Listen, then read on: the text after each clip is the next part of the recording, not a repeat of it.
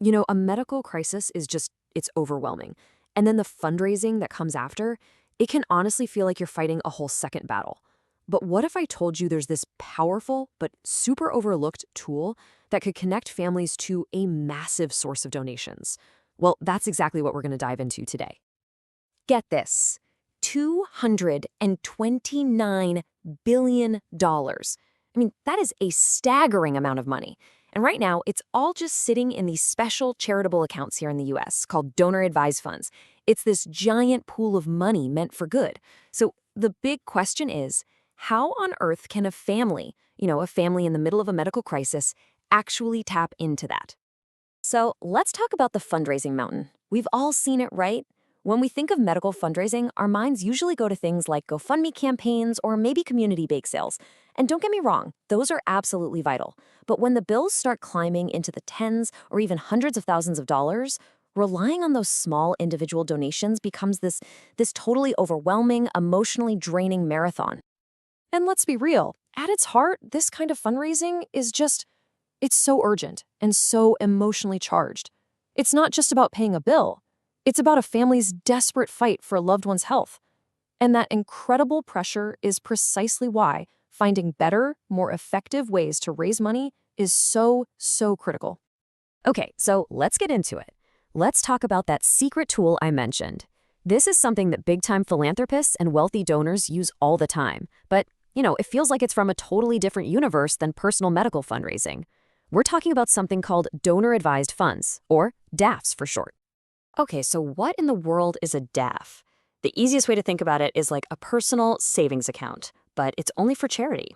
So a donor puts assets in there, could be cash, could be stocks, they get an immediate tax break for it, and then, whenever they want, they can recommend grants from that account to their favorite charities. But, and this is a huge but, we hit what looks like a major wall. The rules from the IRS are crystal clear on this. Donor-advised funds can only give money to qualified nonprofit organizations, 501c3s. They absolutely positively cannot write a check directly to a family or an individual to help with their medical bills. It's a non-starter. So how can this possibly help a family in need? This is really the $229 billion question, isn't it? If the money is locked up and can't go directly to a person, how is this tool anything other than a complete dead end for a family who's just trying to pay for cancer treatments or a life-saving surgery? And here it is. Here's the answer. The key, the thing that unlocks this entire system for medical fundraising, is what we're calling the nonprofit bridge. This is the essential link that connects that donor's big pot of money to the family that needs help. Okay, check this out. It's actually a pretty simple three-step flow. So step 1, a donor recommends a grant from their DAF to a specific nonprofit that's acting as a partner. Step 2, that nonprofit gets the funds. And then step 3, the nonprofit turns around and pays for the family's approved medical expenses on their behalf. See? The nonprofit is basically the critical and totally legal go-between. So now we know how it works. But let's dig into why this changes everything. Because this isn't just some clever workaround. It actually creates these really powerful incentives that can bring in much larger donations than a family would probably ever see otherwise. All right, the biggest reason? It's all about taxes. I know, not the most exciting topic, but stick with me. Normally, if a donor has stock that's gone up in value and they sell it to donate the cash, bam, they get hit with capital gains taxes. They lose a chunk of that money before it even gets donated. But if they donate that same stock directly to a DAF, they can completely avoid that tax hit. It's a simple move, but it means they can give more money at a lower cost to them. And that is a massive motivator. And this opens the door to way more than just cash donations. Most people with significant wealth don't have it all sitting in a checking account, right? It's tied up in things like stocks, mutual funds, other assets.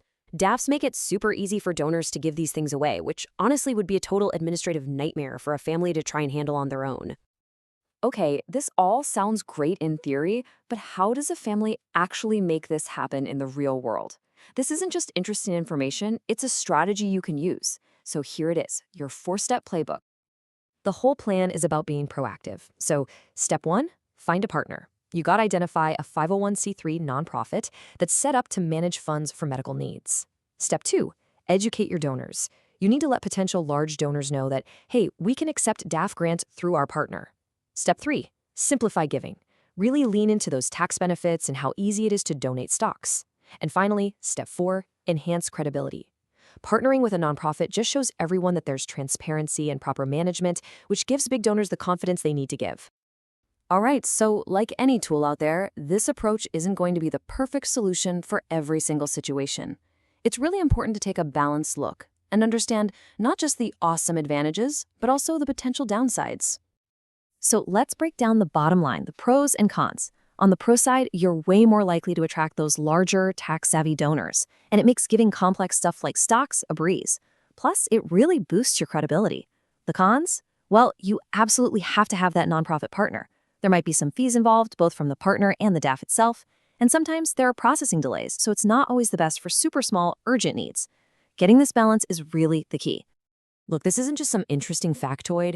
It's a real, practical strategy that could literally change everything for a family that's in the middle of a crisis. So I want to leave you with this question. Now that you get how this all works, who do you know? Who in your life really needs to know that this incredible tool even exists?